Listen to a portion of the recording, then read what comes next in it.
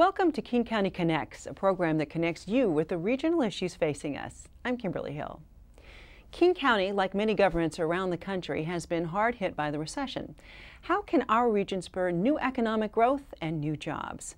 To talk more with us today is Councilmember Larry Phillips, who chairs the Transportation, Economy and Environment Committee, plus two local business owners, Kurt Dammeyer of Beecher's Cheese and Brian Thomas of Kvichak Marine Industries. Thanks for being with us today. Great to be with you. Let's start with you, Councilmember Phillips. Now, you have been hosting some panels on economic recovery and trying to get some ideas. What's the idea behind this?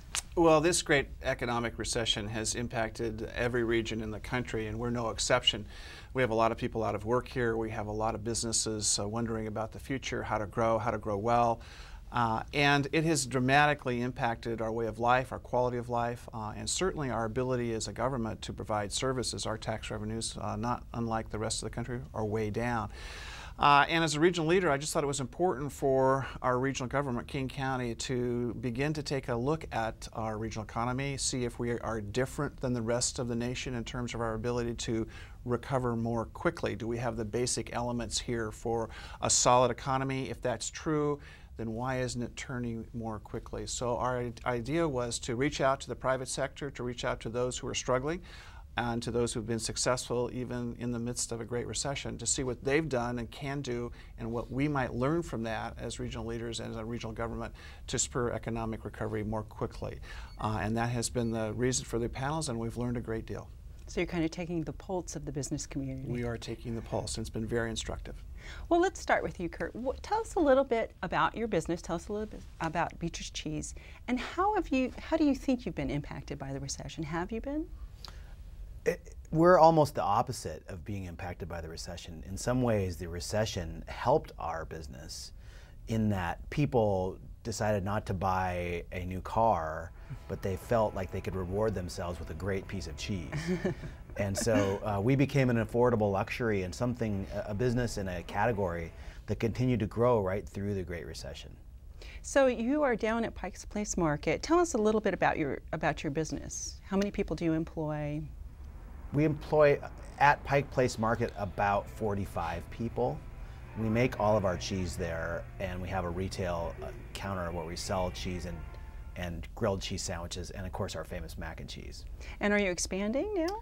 We are expanding. We've grown quite a bit at Pike Place. We started out 7 years ago making 3 vats of cheese per week. And now we are at full production, making 4 vats of cheese per day. And so since we're at full production, we've decided to expand our capability of producing. So we're opening a factory in downtown Manhattan, New York City. Wow, so you have been expanding. And you started your business right during the recession, or how long have you been in this? The end of 2003 is so we were kind of coming out of the last recession. Well, good, thank you. And Brian, tell us a little bit about your business. Kvichak Marine is a longtime Seattle company. We're celebrating our 30th year this year in business. The same 3 owners who started the company back in 1981 are still together, working every day, wow, arm in arm, toe to toe. And we're a custom boat manufacturing company, building workboats out of aluminum. We have about 200 employees. We have 2 primary manufacturing plants, one in the neighborhood of Fremont here in Seattle, and another down in the Kent Valley that we opened in 2007. We also recently stood up a smaller facility, about 12,000 feet in South Park, where we are doing all of our metal processing. So we've gone a little bit vertically integrated and opened up that new part of our business just in the last 6 months. So you're in 2 very different businesses. How do you feel about, what is the economic outlook right now? Is it getting better, do you feel? It's very hard to say. Our business is perhaps not a great indicator of the general market climate or business climate. We are a contract builder, so we're out there fighting for major contracts every day. We don't have a product that we build and they will come, or a retail type of product. So we come and go, or we grow or don't with the number of contracts we can get our hands around each year. I would say that, but from what I've seen and what I know about other builders and so on, I would say it's still pretty tough times. And we're not expecting some boon in commercial boat building needs anytime soon. How about you, Kurt? Do you think it's getting better? I feel like the economy is improving, and I see it in all sorts of retail locations that people are back buying things again. One of the questions I have is, what does back mean? We have had two incredible bubbles in our last decade, and so I think it's really important for us all to remember that the top of those bubbles wasn't reality, and we shouldn't be expecting to go back to that. Right. What can government do? What can government do to help business? I think that what government can do is to provide an environment that's a good growth place for business. Now that can mean a lot of different things to a lot of different businesses. For big businesses like Boeing or Microsoft, that is a lot about tax environment and the ability to have big sales without them being impacted. And it's about making a place that doesn't push business away from our community. For smaller businesses, I think it's just a whole bunch of things, from regulations to permitting to encouragement to good university programs, and just a recognition that what government is trying to do is encourage business rather than get in its way. I would agree with Kurt on a lot of those things. I would add a couple of things. A skilled workforce is obviously critical to manufacturing and to any business. And affordable housing is important. Transportation infrastructure is really important. If your workers have to commute 2 hours to work paying $4 a gallon for gas, they're not going to come to work where you are much longer. And a lot of things affect that reality. But I think government can be supportive in different ways. Through the permitting process is always such a struggle. And when you have to open a plant or you want to expand your plant, if you have to face a 2-year permitting process and $100,000, you're going to think twice about where you're doing it, if you're going to do it at all, and what location you're going to do it in, what geographic location. So permitting is a constant headache. What kind of facilities or infrastructure needs to be in place for a healthy business climate, in your mind? Well, transportation.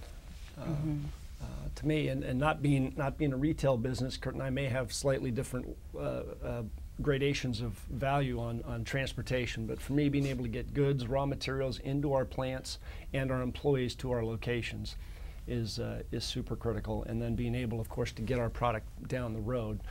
We don't really have a problem with that, but it's getting all the raw materials and the people into the plants.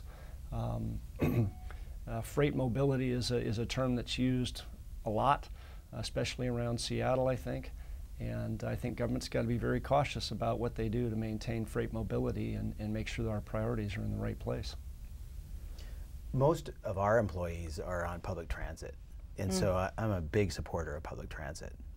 And I think that in a core city, when you're trying to manufacture right in the city and you're hiring people at middle income wages, they need to be able to rely on public transit. If they have to drive, own a car, park a car, it eats up too much of their income.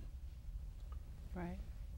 How is King County working with businesses, and what kind of information have you got back from some of your panels that might help you in this? The good news is we have a lot of the elements here for a great economy. We've seen it in the past, having a great research institution here at the University of Washington, having a highly educated workforce, having any number of entrepreneurs who want to create the future here in King County and willing to put private capital to work. We are very blessed to have a great quality of life here in terms of our natural environment. It's not going away. We've taken steps to protect it. People want to live here, they want to work here, and they want to invest here. So those elements are with us. What we need to do is to see what we can do to make this engine move a little more quickly, and that has been the big question for all of us. A lot of capital sitting on the sides. We're going to see if we can get people to have greater confidence here to move that capital into productivity, to help folks grow their businesses and entice others to grow their businesses here in the future as well. I think we've made some good progress in that. King County is stepping up. I was actually surprised from one of our panels about how much we're doing for infrastructure, roads, bridges, transit lines, keeping our buses running. Those are all big issues in front of us. We've got some promise for that for the future. So the grist is here, if you will. The question is, can we move it more quickly? Permitting has been a big issue. Can we make that not necessarily easy, but more certain and get through the process more quickly so that those who want to expand have a sense they'll get that done much sooner than 2 years. But there's work for us to do, but I think we've got some great elements of success to build on from the past, still here. We just have to figure out how to make that engine move a little more quickly. Are you looking forward to the future? Do we see a bright business future ahead, both of you? Oh, I don't have any doubt about that. I think the Northwest is well situated with all the things that we have. People want to be here, so I don't worry long term about the growth of the Northwest and the general economic outlook for us. I wonder about a lot of the things, both globally and domestically, that might slow the recovery or keep it from or allow it to have a little dip again. But if I take the long view, I've been a native of Seattle, and I'll stay here for the rest of my business career and probably the rest of my life. And I know it'll be a vibrant economy, a great place to live for a long time to come. Good place to be manufacturing boats. I think so. It's a great place to be manufacturing boats. It's got a great heritage of that, and we're going to keep doing it. How about you, Kurt? I definitely think it's a bright future. The city is embracing of new things, and the combination of our super educated community and its embracing of new and entrepreneurial things, I think really is a key asset for our area. Great. Well, thank you all for being with us today. We certainly appreciate your time and wish you the best ahead. Thank you. Thank you. And thank you for joining us for King County Connects. Please visit us online at kingcounty.gov/KCTV.